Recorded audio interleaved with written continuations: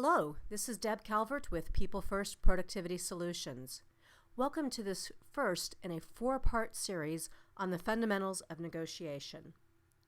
This series is aimed strictly at the fundamentals of negotiation, and I think it's really important that we start here because intermediate and advanced skills are useless without these fundamentals first. Many sellers feel that these fundamentals are too basic for them, but I disagree, and I'd really encourage you to give it a shot because the mistakes I observe, even in senior sales reps, is that the mistakes they're making are almost always rooted within these fundamentals. In this four-part workshop, we have each session being just 30 minutes in length, and we're going to be packing in quite a bit. This first part focuses on value and the critical role of value in negotiating situations.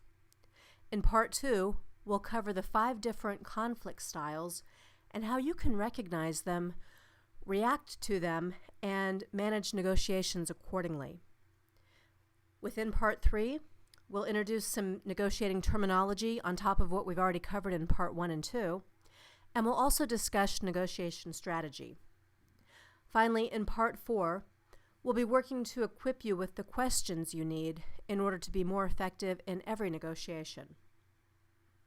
Let me just let you know that this series does address both short-term and long-term negotiating situations, as well as how to work with people in the C-suite and even third-party professional negotiators. These complex scenarios are best handled with the fundamentals in place. So we will start there at the fundamental level.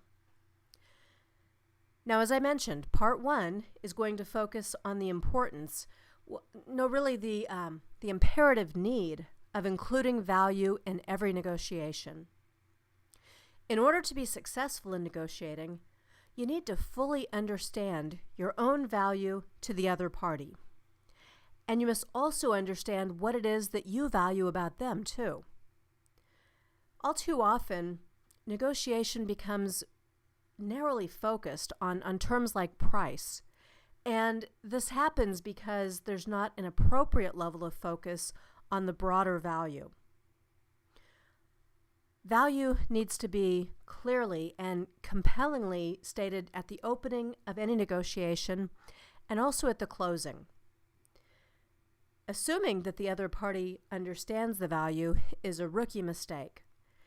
And your strength in negotiation is going to come exclusively from the value that you bring to the table. So you've got to put it front and center, and that's why we'll spend an entire setup piece around value. Now let's start here looking at value with a look at a true story. This is about understanding your own value and what you are bringing to the other party. The story I'm going to tell you, it's one that's commonly used in negotiation training, and it's been published in several books on the topic. But I want to retell it here because I think it so perfectly encapsulates what I consider to be the most important thing you need to know as you're preparing for negotiation. As you listen to this story, please consider what it can teach you about the need to know your own value from the other party's perspective. Well, this is about the 1912 presidential election campaign. Theodore Roosevelt was running for the presidency, and he was coming up to the last couple of months before the election. It had been a pretty hard-fought campaign, and the polls showed that the candidates were neck and neck. So Roosevelt decided to have one final whistle-stop train journey. And at every stop, his plan was to get the crowd excited and rallied up with a speech he was making called Confession of Faith. And at these whistle stops, he was going to pass out a beautiful brochure. Inside the brochure was that same speech, the text from Confession of Faith. And on the outside of the brochure that they'd had printed was this very presidential photograph, this serious tone where he showed an authoritative look. Well, they had already printed up 3 million copies of these brochures when a campaign worker noticed this itty-bitty text down here in the lower left corner. And what that says on top of this portrait is Moffett Studios, Chicago. In other words, Moffett Studios, who had taken this photograph, also held the copyright, and any unauthorized use of this photo would cost the campaign $1 per reproduction. $3 million right out of the gate. There was no time to reprint the brochures, and so the campaign about to launch this big whistle-stop trip was in a moment of panic. Well, if they didn't use the pamphlets, they were quite sure that would damage the election prospects for Roosevelt. They felt a real need to have a leave-behind piece that could be disseminated throughout the communities where they were stopping. But if they went ahead and distributed these brochures, the concern was that a scandal would bloom up right before the election, and that would set the campaign up for failure too. So the campaign workers, they realized they were going to have to figure out a way to negotiate with Moffett. They sent their Chicago operatives to find out who this guy was and what was going on, and unfortunately it was all bad news. Moffett had an early career as a photographer. He was enamored with the art form, but he had received little recognition and he had lost quite a bit of money. So he was financially hard up, he was bitter, and he was approaching retirement with just this single-minded focus on money. The campaign workers felt they had exhausted all of their options, so they took this problem to George Perkins. George Perkins was the campaign manager for Roosevelt, and he had an idea. So what Perkins did was he summoned a stenographer to dash out a telegraph to Moffett Studios. And what he said in that cable was exactly this. He said, "We are planning to distribute millions of pamphlets with Roosevelt's picture on the cover. It will be great publicity for the studio whose photograph we use. How much will you pay us to use yours? Respond immediately." And shortly, they got a response right back from Moffett, and the response read, "We've never done this before, but under the circumstances, we'd be pleased to offer you $250. Reportedly, and no surprise, Perkins accepted the offer without even dickering for anything more. Obviously, though, this didn't turn out quite so well for Moffett. In fact, it turned out so poorly that his studio shut down very soon after that election, and his first name has not even been preserved in history. So thinking about this scenario, true story, what can we learn from Mr. Moffett? For one, we got to remember that the other side's interest in you is something that we must absolutely be sure we understand. Probably a good takeaway would be don't cave into artificial urgency, and for sure, at least attempt a counteroffer in any negotiation. We can also learn a few things from George Perkins here. What he did brilliantly was he leveraged what the other party might value. And he started from a position of strength because he knew his own value. Not only do we need to know what it is that the other party values about you, but you need to know more specifically even what they value in general. And there are 5 important things to consider here and to remember about what the other party values. So I'll take each of these point by point because I really want to drive home what you need to be considering as you prepare for a negotiation. First and foremost is that value is unique. Every single person listening to this workshop values something a little different, or at least in a little different proportion compared to everybody else. There are plenty of stereotypes out there that would cause you to think differently. But it's simply not true that all salespeople are purely money motivated. And it's not true that all 20-somethings would value a good job. Nor is it true that every 55-year-old would value a chance at early retirement. If you make sweeping generalizations like that, you'll set yourself up to fail in negotiations. So the rule to remember here is never assume. It's far better to ask someone what they value than it is to operate on a potentially flawed assumption. Not only that, but different people value different things at different times in their life. So what your decision maker valued last year when she signed a contract with you could be entirely different this year. Life circumstances and even day-to-day pressures cause our priorities and our values to ebb and flow. But you do have to start somewhere. So what I recommend is that you start by thinking not about prior history, age, or other stereotypes.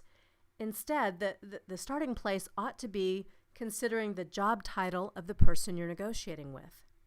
Now, you still shouldn't make assumptions, but you can begin here to get some idea of what you ought to be exploring. Think of it this way. Let's say you're going to be negotiating with a third-party professional negotiator that has been hired by your customer. In this case, you can be fairly certain that the interests and values of this negotiator will be different than they would be for the VP of purchasing. And the needs of a functional VP or director will be different from someone in the C-suite who has a broader perspective and therefore values some different aspects of your deal. In other words, you need to know your audience. Never walk into a negotiation without knowing exactly who will be there. Plan before the meeting to tailor your questions and your presentation to the possible interests, needs, and values of the people sitting on the other side of that table. In order to do this well, preparation is essential. For people who are C-level executives, for example, you'd want to consider potential value triggers like these. And by the way, this isn't just for negotiation, but this is even sooner when you're simply trying to get through to them. For C-level executives, you'd be thinking about things like what's in the annual report and what's been reported in the news lately about the company. Image and shareholder perception matter greatly at this level. Secondly, for this level, C-level, you'd be thinking about the long-term implications. The executive team, remember, reports to a board of directors who demand long-term financial health and stability. The C-level executives are focused on the next 5 years, not the next 5 months, 5 weeks, or 5 minutes. Along with that, be thinking, how does what you're proposing fit in with their strategic growth plans? It's the lower level managers who are dealing with budgets, staffing, product quality, and the tactical day-to-day things like those. So unless there are pressing issues around these tactical current matters, you want to focus instead on the overarching strategies like competitive differentiation and innovation and succession management and industry-wide issues. Finally, with the C-level, you'd want to be thinking about the ego factor. Because at the C-level, this is where you find people who are vying to become CEOs, as well as people who want to leave behind a legacy that's admirable. These are the same folks who have significant pay and incentives tied to the company's overall performance and to the stock prices. They are thinking big thoughts, they're dreaming big dreams, and they're planning big plans. So you want to talk at that level, the level of leadership, not management. Now, what I've just outlined for you here is the kind of thought work that you would be doing for any person that you negotiate with. Consider what they care about, how they're measured, what they get paid to do, and what their priorities might be. Then, because we're not assuming, ask questions that validate your initial thoughts. Now, I've already touched on that next bullet point. Value is fluctuating, but I do think it's a point that's worth repeating. No one values the same thing to the same degree throughout all their life. The world is changing so rapidly around us that we are constantly exposed to new ideas and new options. From person to person and from every time to every time, you have to check in on value.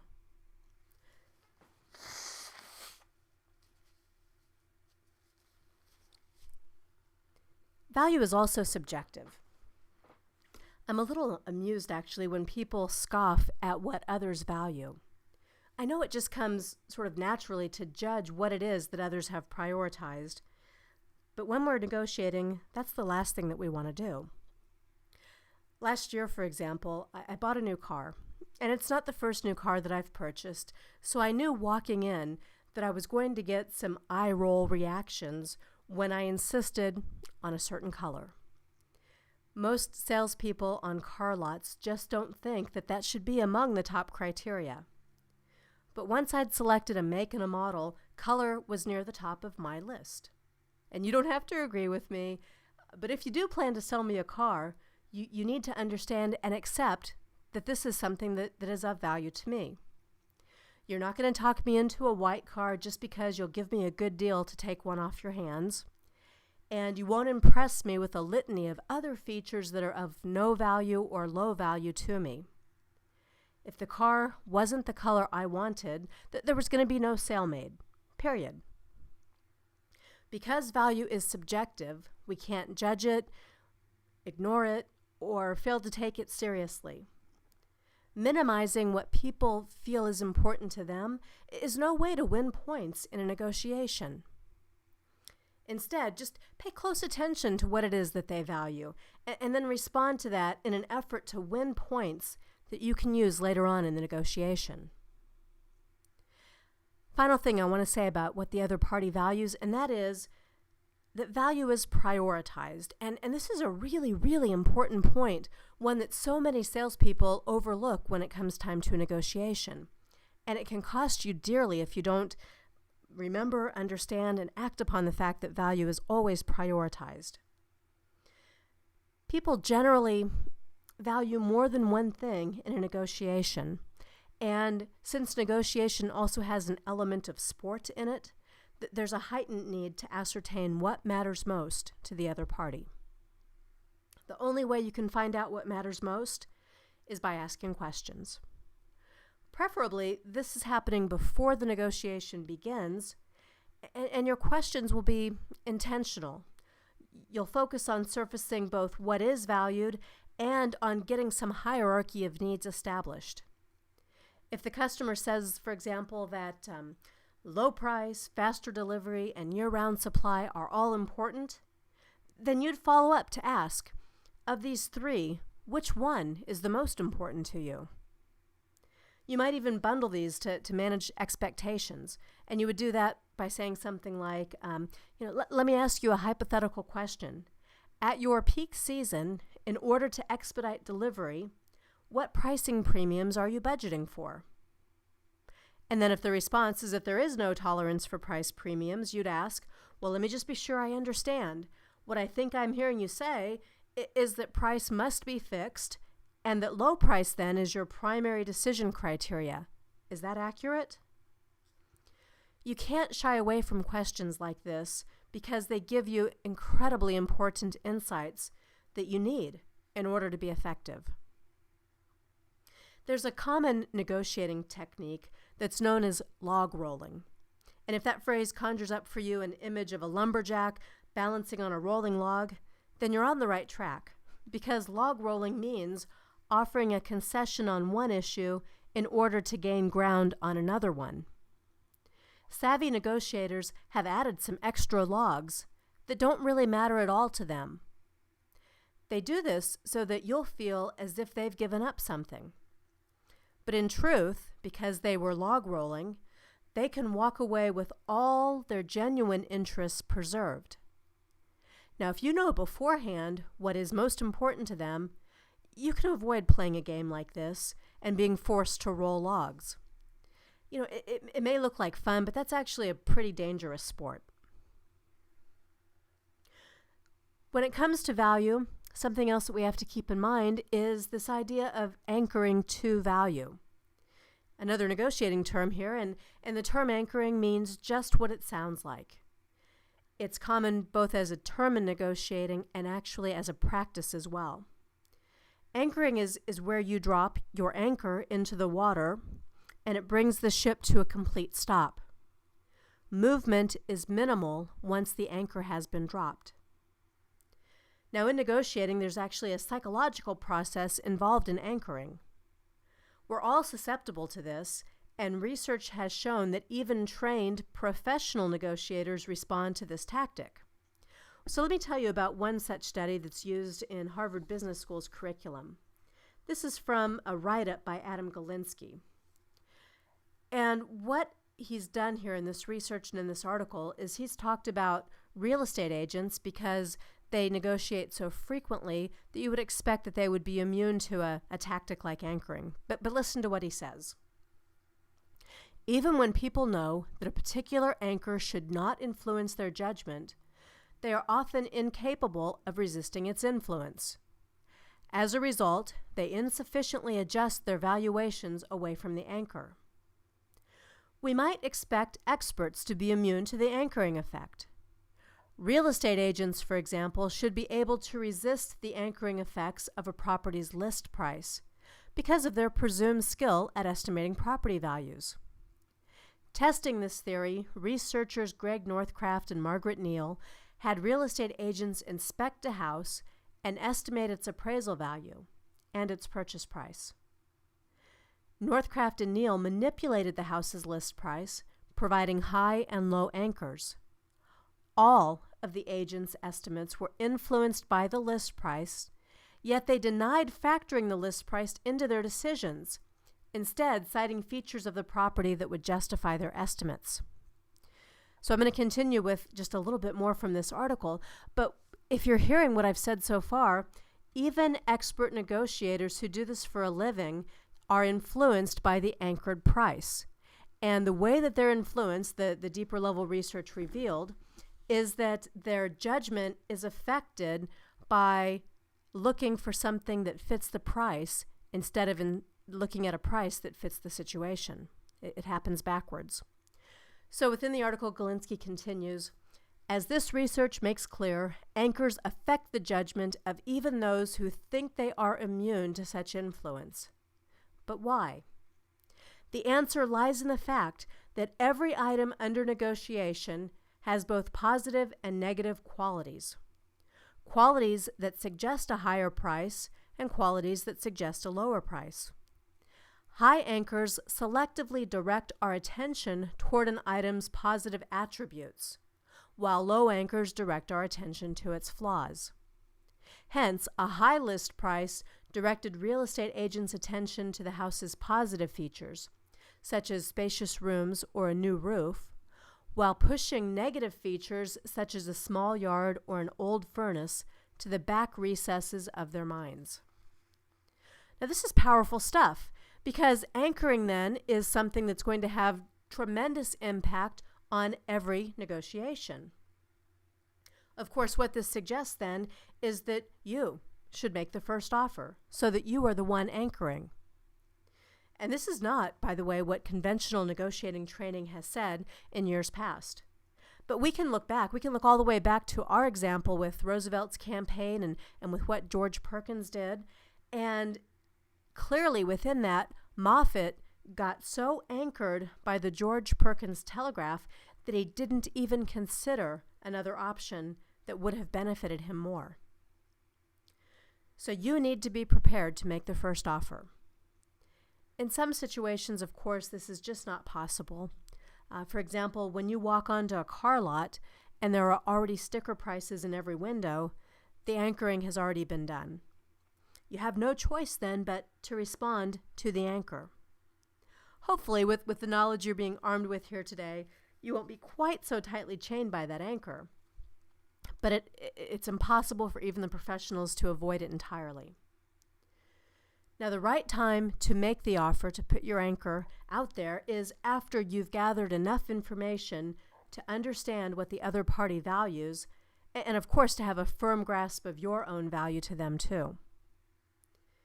If the other party attempts to anchor first, here's what you can do. You can cut them off before they can spit out the terms by listening for setup language. Like if they say, here's what we're prepared to do, you can put a halt to it. Just jump right in. I know it's not easy because, of course, you're dying. You want to hear what it is they're about to say. But inserting a request like, whoa, hang on, I'm just not there yet. We have a lot of ground to cover before I can fairly entertain any offer, could save you a lot of backpedaling later on. You don't want them to drop the anchor. If you're completely unable to head off the offer and it gets made, as we said, your challenge is to avoid being anchored by what you've already heard or seen. In other words, you need to try to proceed as if this anchor was not dropped. You can acknowledge it quickly and move forward by saying something like, I'll make a note of that, but I don't have the information I need to evaluate this on any level. We'll have to come back to that. But don't come back to it. Work to cut the chain and to keep sailing until you're ready to drop your anchor. There is an exception to the anchoring rule, and that's when you already have clear anchors out there. If this is a recurring negotiation with an implied expectation for a renewal, or if you have list prices that are commonly known and not fluid, then no matter what the customer says, your anchor was already in the water. They may see it as their anchor, and the offer they make is the one that they think is the anchor. That's okay. Let them pretend that that's the case. If yours was already out there and that's what they reacted to, you don't want to ignore that initial offer of theirs that was actually a second offer because your anchor was the first thing out there. There's just one side note I want to make here too, and that is if you find your customer making an opening offer that is extremely close to what you intended to walk away with, then you want to proceed with caution. When people get an easy deal, they feel cheated. They have buyer's remorse because they feel like maybe they should have started lower. So even when the offer is pretty close to what you wanted, respond in a way that makes the other party feel that they've won something in the exchange. Go ahead and counteroffer with a higher price or with fewer bells and whistles. Not only are you going to make them feel better about this deal, but you may actually end up with more than you expected too.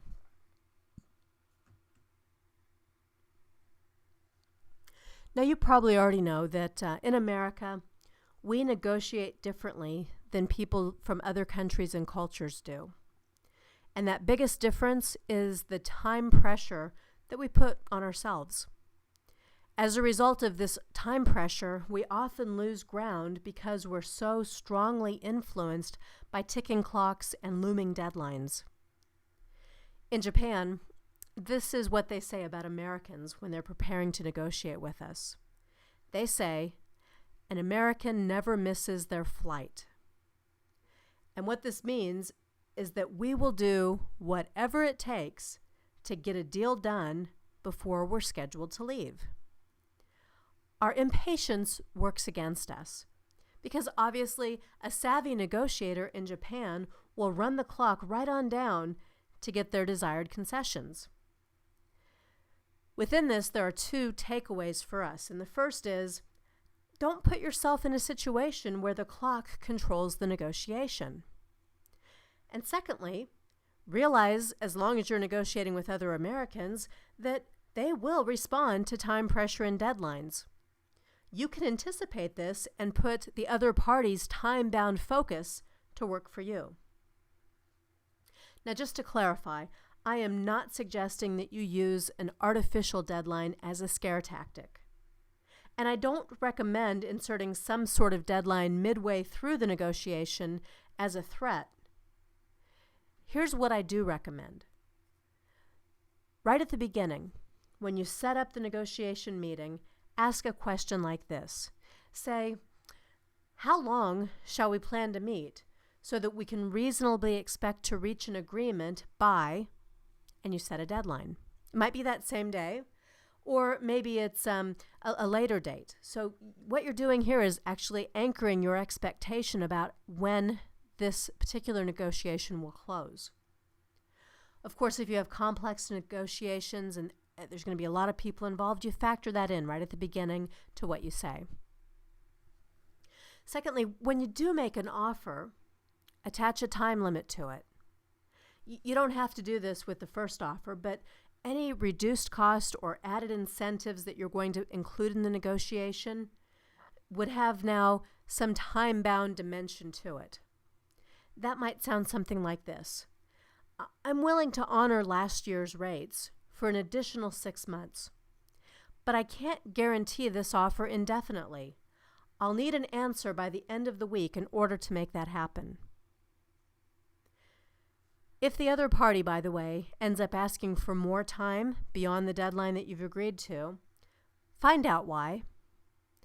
They are probably shopping your rates around and hoping to get a better deal, or they're probably trying to push you into the time-pressured situation. So don't flinch on what you've already set as a deadline. If there is going to be an extension that you grant to them, attach a penalty to it. You might say, for example, well, those rates are only approved in the event that a deal was reached this week. An extension means that we'll be renegotiating the rates, and I'd anticipate a minimum of a 1% increase in price. Of course, if there's an unavoidable situation or a cause for compassion, then you wouldn't be so hardline on this. You're going to use your common sense in any situation. And of course, consider those relationship implications as you negotiate. Whenever possible, here's another thought about urgency. Whenever possible, double dose on your urgency. In addition to the deadline that you're setting, is there some other cause for urgency? For example, is there a favorable position or a wider selection that will be lost if they delay that decision? If so, just explain it.